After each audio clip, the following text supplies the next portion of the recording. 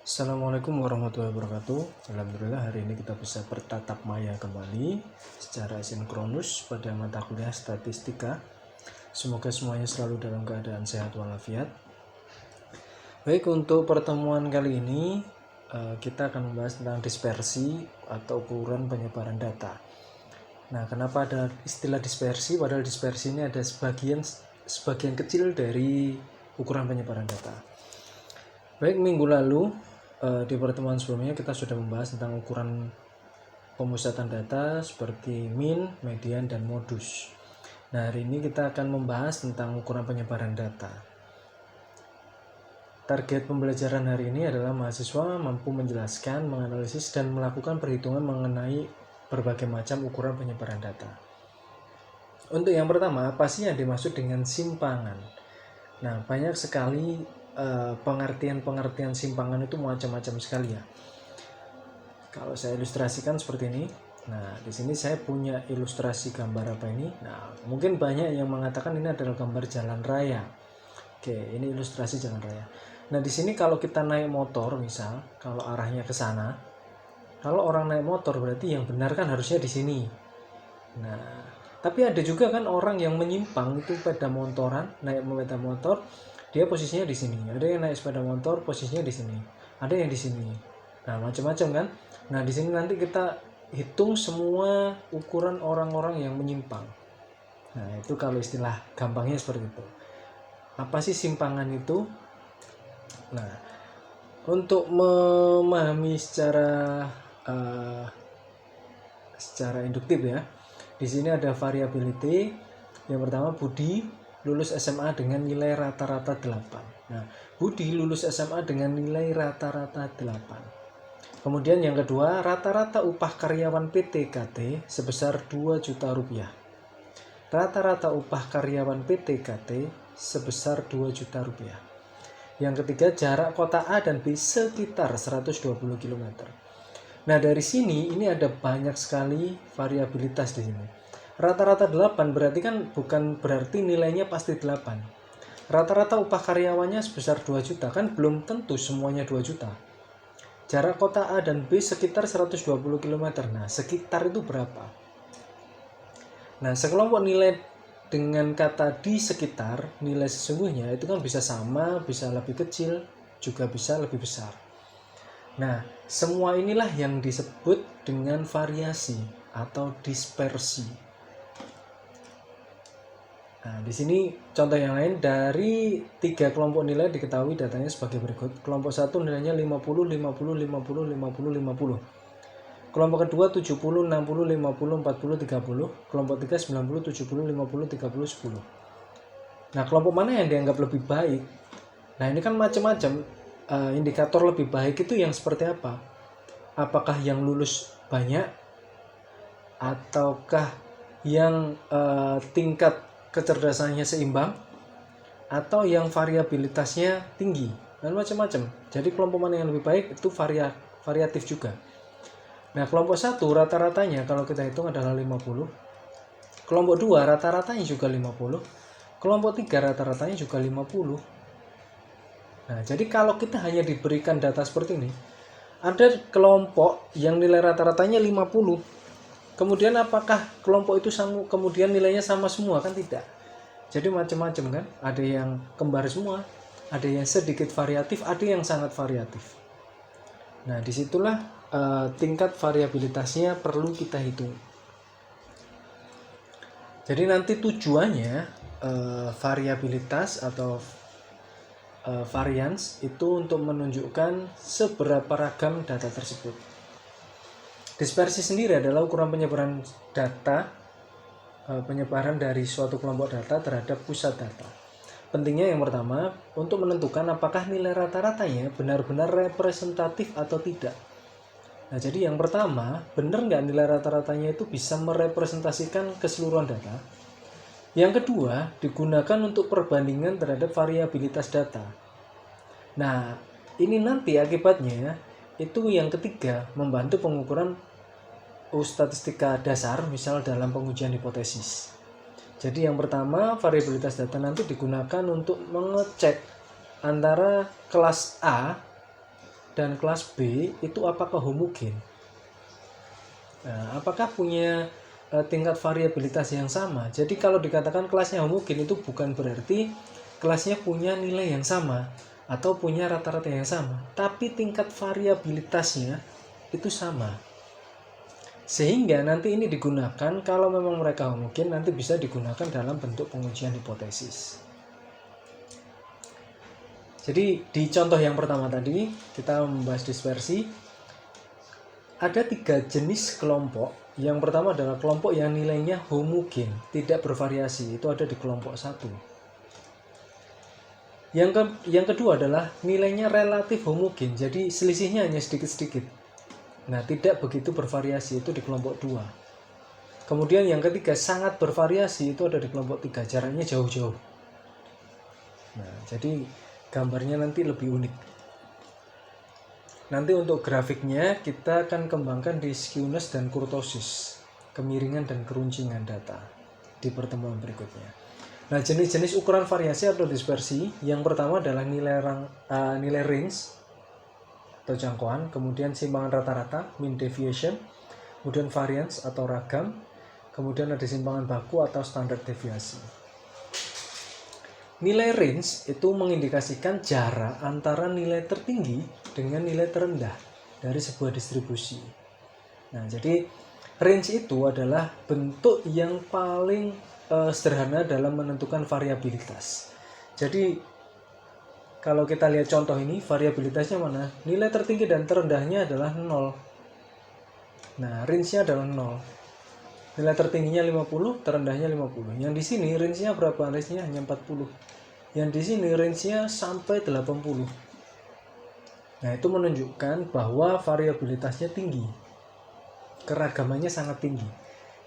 Yang ketiga, untuk menentukan sebuah range, kita hanya tinggal mencari selisih antara nilai terbesar dengan terkecil dari sebuah distribusi. Nah, sehingga range adalah X max dikurangi X minimum. Nah, tapi kemudian untuk nilai data berkelompok bagaimana? Misal kita ambil ada contoh nilai dan frekuensinya seperti ini. 1 sampai 5, 6 sampai 10, 11 sampai 15, 16 sampai 20. Frekuensinya 3, 4, 5, 6. Nah, bagaimana kita menentukan nilai range-nya? Bukan langsung 20 dikurangi 1.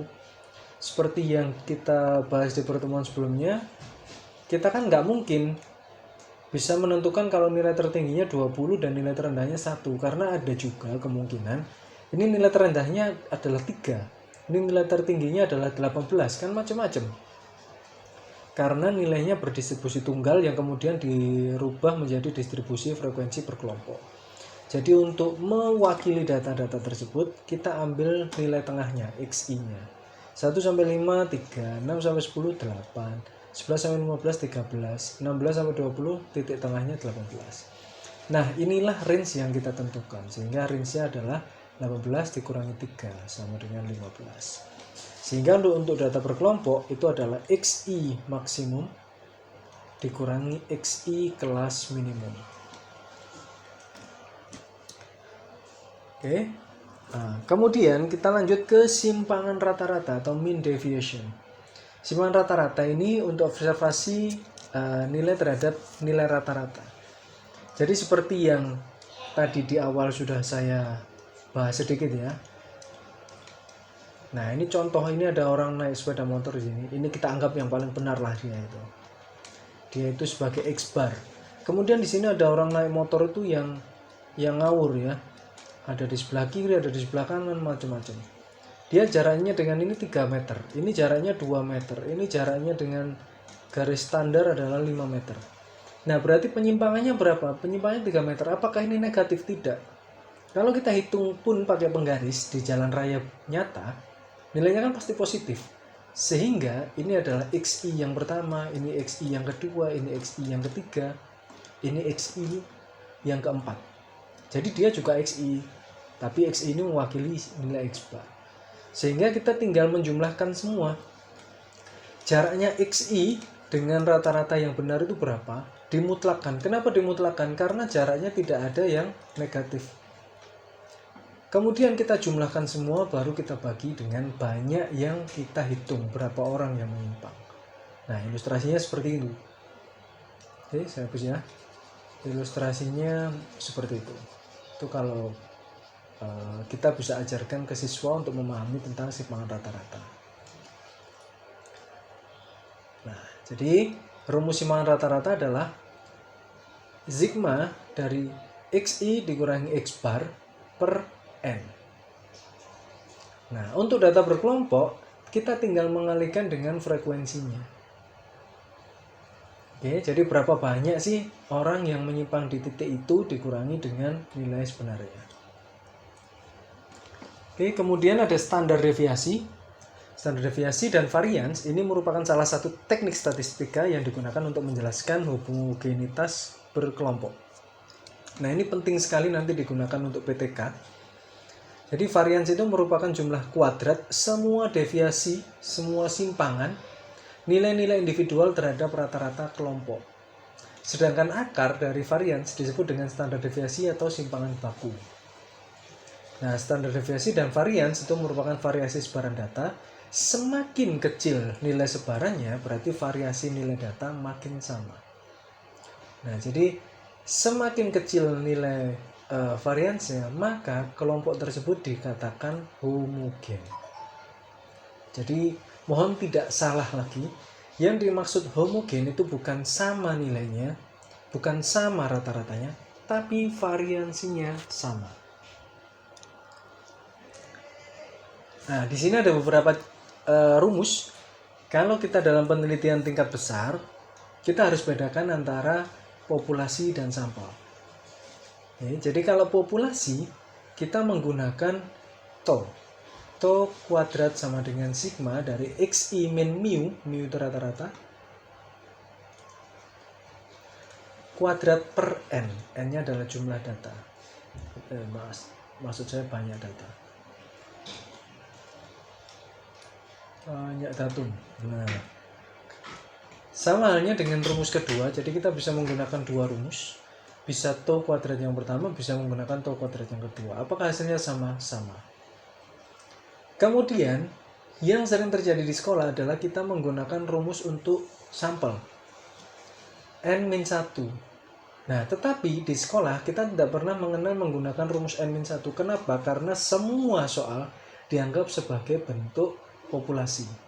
Tetapi simbol yang digunakan adalah simbol sampel. Nah, jadi kita sepakati untuk materi yang ada di sekolah, kita gunakan rumus yang berwarna kuning. S kuadrat sama dengan sigma xi min x bar kuadrat per n. Oke. Jadi untuk simpangan baku atau standar deviasi, kita sepakati rumus yang digunakan adalah rumus yang berwarna kuning. Tetapi untuk penelitian yang lebih besar, kita gunakan rumus-rumus yang ada di kolom putih. Nah, kemudian untuk simpangan baku seperti ini rumusnya. Maksud saya ini S kuadrat ya, ini standar. Ini varians. Ini simpangan baku. Nah, simpangan baku S biasa.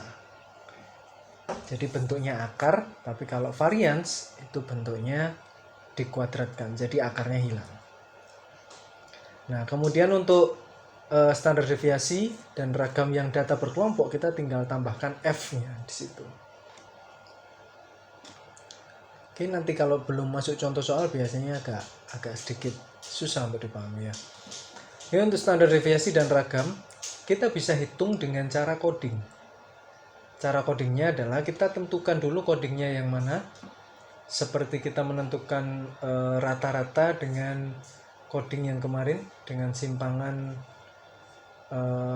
kalau saya kemarin mengistilahkan dengan rataan sementara RS. Jadi kita pilih kelas yang frekuensinya paling besar, kemudian kita ambil frekuensinya sebagai titik nolnya. Silakan dipelajari. Sekarang kita ambil di sini kita masuk ke latihan. Pandang tabel nilai ujian statistika dasar mahasiswa FKIP UM Surabaya. Ada dua soal. Yang pertama carilah range dari nilai mahasiswa. Kemudian yang kedua carilah varians dan simpangan baku. Jadinya 3 soal ya sebenarnya ya. Range yang pertama. Nah, range ini kan kelihatan dari 61 sampai 65, 66 sampai 70 dan seterusnya kita bahas di slide selanjutnya. 61 sampai 65, 90 sampai 95 kita buat dulu tabelnya di sini XI. Nah, di sini kita ambil dulu titik tengahnya 63, 68, 73 dan seterusnya. Nah, sehingga range-nya adalah XI maksimum dikurangi XI minimum. Sehingga kita peroleh 93 dikurangi 63. Berarti range-nya adalah 30. Kemudian untuk menentukan soal berikutnya tadi apa? Variance dan simpangan baku. Untuk menentukan itu kita harus ketemu dulu titik acuannya. Tadi seperti di jalan raya tadi. Nah, kita ambil titik acuannya siapa? X bar. Oke. Sehingga untuk menentukan rata-rata kita harus tentukan dulu. Karena X bar sama dengan sigma dari F kali XI dibagi N. Oke, atau karena ini data berkelompok ya, sigma F. Sehingga kita kalikan dulu F kali XI. F kali XI 6 kali 63, 189 dan seterusnya sehingga diperoleh 3080 dibagi 40. Oke, tinggal kita hitung 3080 bagi 40, coret 308 dibagi 4, 30 dibagi 4, 77. Oke. Sehingga sekarang kita cari untuk menentukan, nah untuk menentukan S kuadrat atau variance S kuadrat sama dengan F kali XI min X bar. Jadi kita tulis dulu XI min X bar. Kenapa ini mutlak, ini enggak tujuan saya? Karena nanti kalau setelah dikuadratkan mutlaknya kan enggak penting lagi ya. Jadi sama saja, mau mutlak mau tidak sama saja. XI min X bar. Jadi 63 kita kurangi dengan 77, selisihnya berapa? 14. 68 dengan 77 selisihnya berapa? 9 dan seterusnya. Kemudian kita kuadratkan 196, 81, 16, 136 dan seterusnya. Kemudian semuanya kita kalikan dengan frekuensi 196 dikalikan 3, 588, 81 dikalikan 9, 729 dan seterusnya baru kita jumlah. Sehingga kita peroleh 3360 dibagi 40 sama dengan 84 variance. Maka simpangan bakunya bisa kita peroleh tanpa menggunakan kuadrat sehingga kita akar. Akar dari 84 adalah 9,17. Jadi kita temukan range-nya adalah 30, simpangan bakunya 9,17 dan variance atau ragamnya adalah 84. Oke, sesederhana itu ya. Kemudian kalau kita ingin menggunakan cara coding, boleh.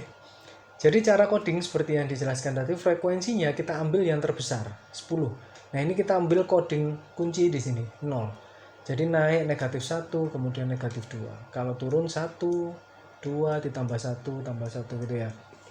Sehingga di kuadrat adalah 4, 1, 0, 1, 4, 9, 16. Tinggal kita hitung F kali D. 3 kali min 2, min 6, 9 kali min 1, min 9, dan seterusnya. Kemudian F kali D kuadrat, 3 dikali 4, 12, 9 kali 1, 9, 10 kali 0, 0, 3 kali 1, dan seterusnya. Sehingga tinggal kita masukkan rumus, S sama dengan P akar F I kali D kuadrat per N min 1. Oke, ini saya gunakan yang N saja ya.